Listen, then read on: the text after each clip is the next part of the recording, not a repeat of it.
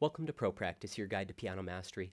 I'm Josh Wright, and today's tutorial is part 2 in a series of 3 tutorials covering the serious variations, Opus 54 by Felix Mendelssohn. Today's tutorial, part 2, will be covering variations 6 through 13. The final tutorial will cover variation 14 to the end, and part 1, which we covered a couple of weeks ago, covered the theme and variations 1 through 5. These are some tough variations we're going to be covering today, so buckle up, here we go. We're going to just start by playing variation 6, transitioning a little bit into 7, and then we'll go over everything that we're going to be covering in today's tutorial.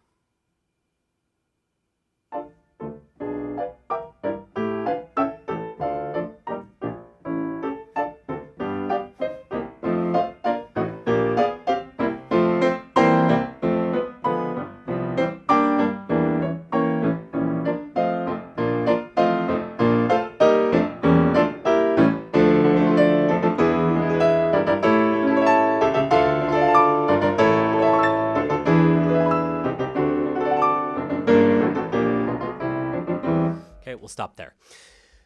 That is a very tough variation because you are jumping constantly in both hands. So you're here, and then you've got to transition down here, back up. Especially in the left hand, there's some really large jumps. I've had the privilege of working on this with 2 of my teachers, Susan Duhlmeyer, who I love and respect more than just about any other human being on earth besides my wife. Susan's amazing. And I also did a lesson with Sergei Babayan on this. Both of these brilliant pedagogues offered me a lot in this. Susan and I recently, I like to go play for her before I make these tutorials. And we talked about textures. So before we dive into the mechanics and some tricks and tips that I've used to get a little bit more accurate in here, you can do all short.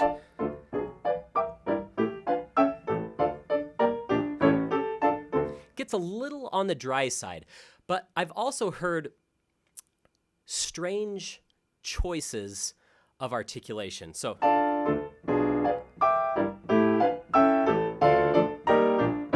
that really is not very true to the score. Now, what I'm doing isn't necessarily all that true to the score, but of my favorite recordings, Murray Pariah being at the very top, there's not a strict observation of marcato and then connected, and then marcato and then connected, or marcato and then short.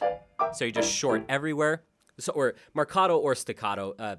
Henley often uses marcato markings, the little wedges, to indicate to play short. So what can we do? I didn't love all dry.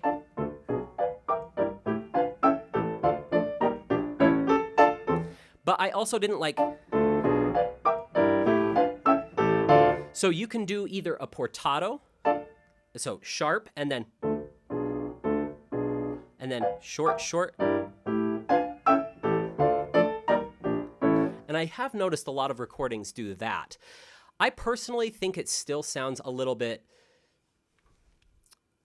contrived that way. So it's like really jumpy and hyper and then like really tired. So what I did, and this might feel like a strange choice to you, but I just did a little bit longer on the second note of those lower notes, and it's the downbeat. So that would be my reasoning.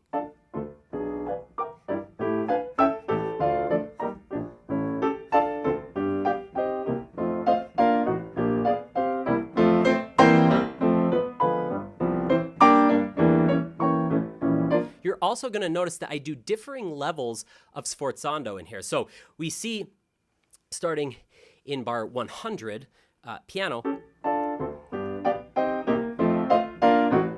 and I'm actually kind of doing what I told you not to do there a little bit. So maybe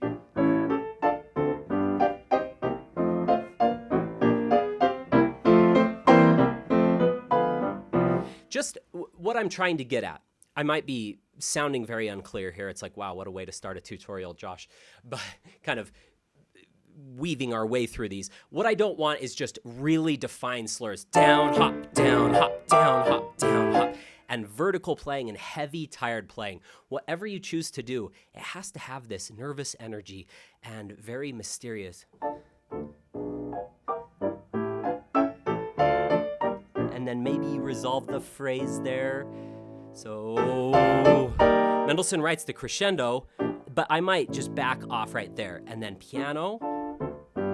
And then this time we go all the way to there.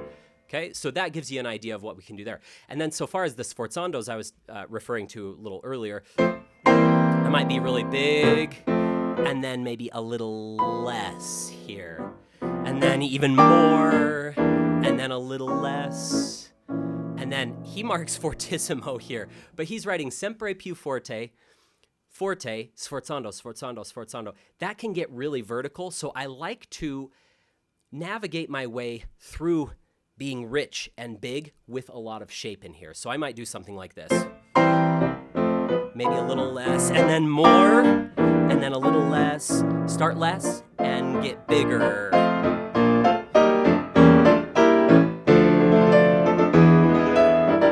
And that makes the arrival into variation 7, which is marked con fuoco, very prominent and celebratory and full of energy.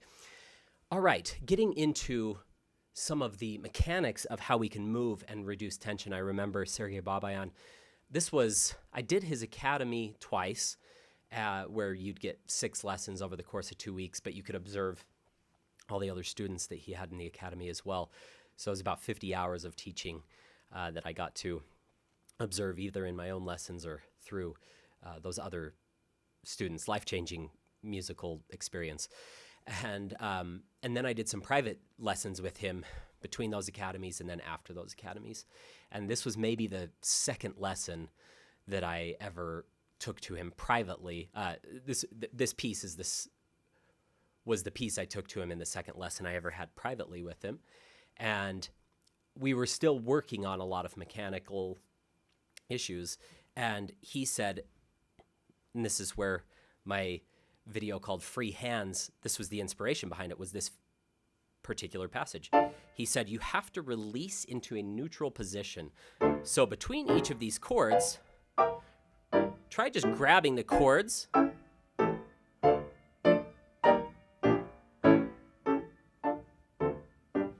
And you can just try this dry. Don't worry about pedal yet. That's very helpful at keeping the hand loose. Another one that he gave me, I think in our very first lesson ever, was the Chopin Grand Polonaise opening. That is a very, very tough passage with very quick jumps, faster than this even. And he'd have me do this wrist flicking exercise, which I just called the up-down exercise. You can look at that on YouTube. So you're going to flip your wrist back, and then you're going to throw down hard. You're not going to play, but you're going to, most people come up really quick. This is exactly what I did in the lesson too, and then they go back down slowly. And then so they're just doing this, which isn't that different from the first exercise we just did. He was saying, you might accidentally restrike, and that's okay. So you're getting hyper aware of your distances in a very quick tempo. Sorry, in a very quick move, in a very slow overall tempo. So this tempo is very slow, but my movements are fast.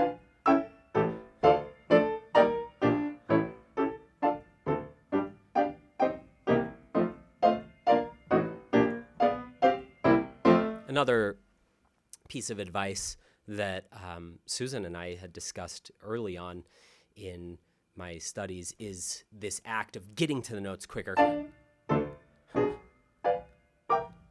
You can combine that. The exercise Babayan gave me of the up-down is very much similar to that, but once you get that wrist nice and loose, you can just think of moving horizontally. So another step is just to do that same exercise, slower tempo, but getting into positions quicker.